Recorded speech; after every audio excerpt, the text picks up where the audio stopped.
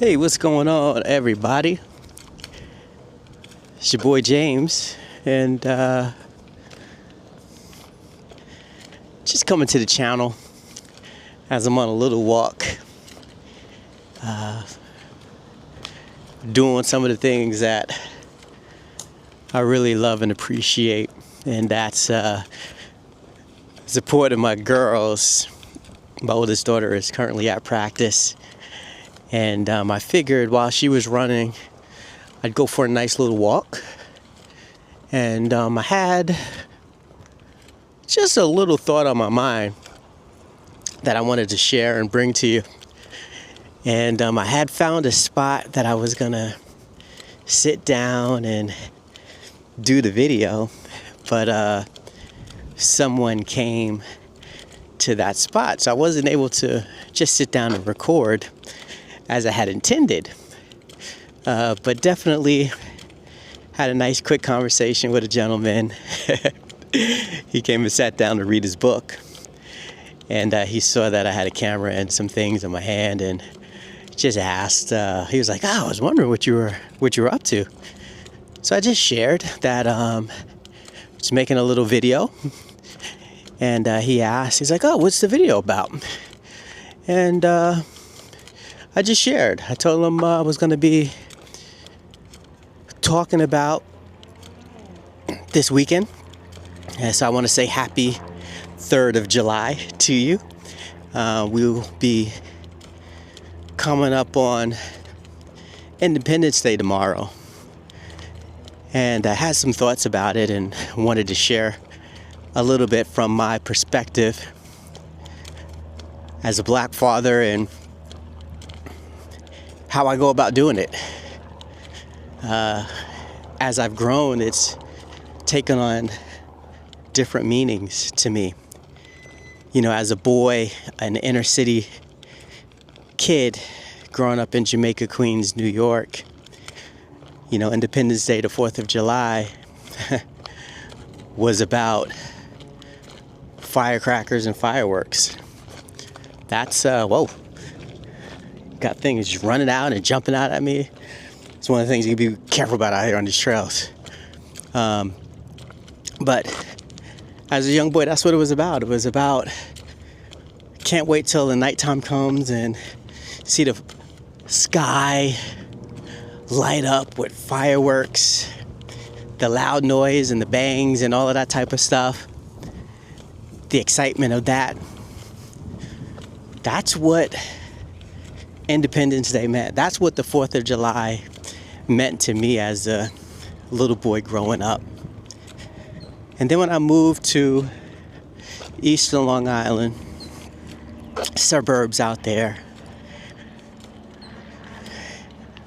it really didn't change much.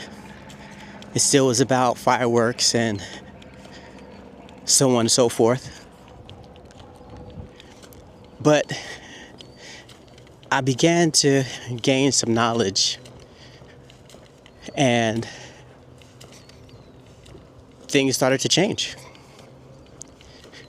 You started to understand and make connections that independence was something that we, as this country, gained. But with that being said, it was only for a select few. It wasn't for everybody. White men were free, gained their independence. There were still slaves, enslaved people, make that correction, enslaved people. Women didn't have rights. Black women, white women didn't have rights. So I began to gain knowledge and have to explore, question, and learn different things. And then as I continued to grow in age and years, experience here on Earth, mature a little bit more academically and search things myself, I began to learn more about history, more specifically Juneteenth, and what that meant to this nation. Deferred freedom of enslaved people in Texas 2 years after the order had come. And then continuing after that point to still fight for rights, for freedom, for being looked at as an equal, not just an equal citizen of this country, but just an equal human being. So those are some of my thoughts that I carry with me into this weekend, into this day of Independence Day, 4th of July. And like I mentioned, now as a father, I have a great responsibility to educate my girls on what this means. And it really is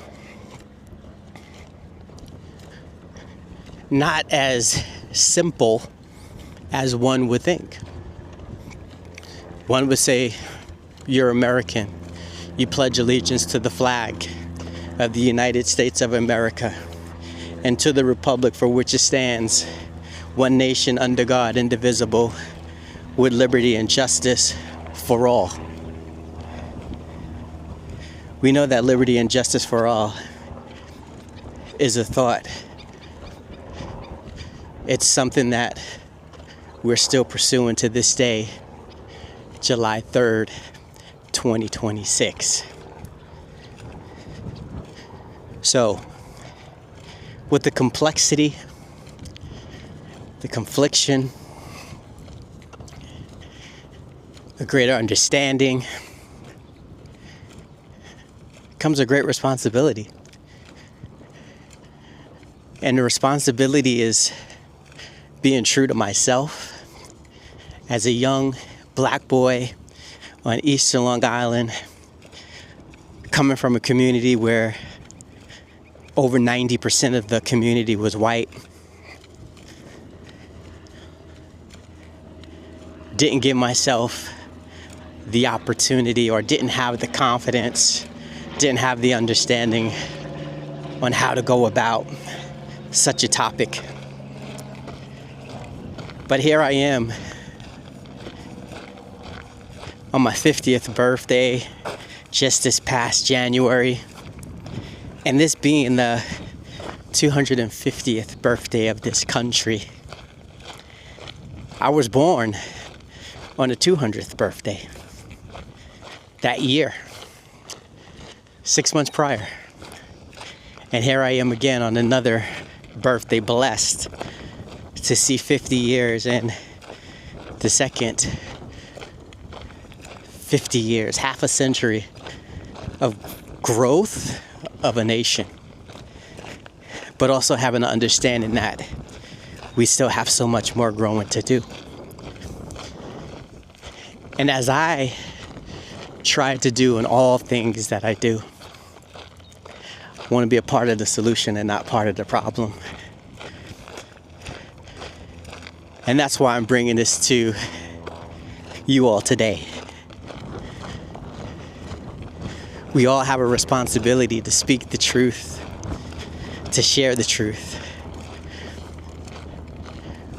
with ourselves, with our generations that are coming after us, so that we can be the nation we said we wanted to be on paper 250 years ago. So with that, I just want to wish you well. With that, I just want to leave you with this thought that I've just laid out over these last couple of minutes. On this 4th of July, how do you plan to think about it? How do you plan to celebrate it? How do you plan to have the truth come forth so that we all could be set free? Take care, God bless, be good. Happy 4th of July.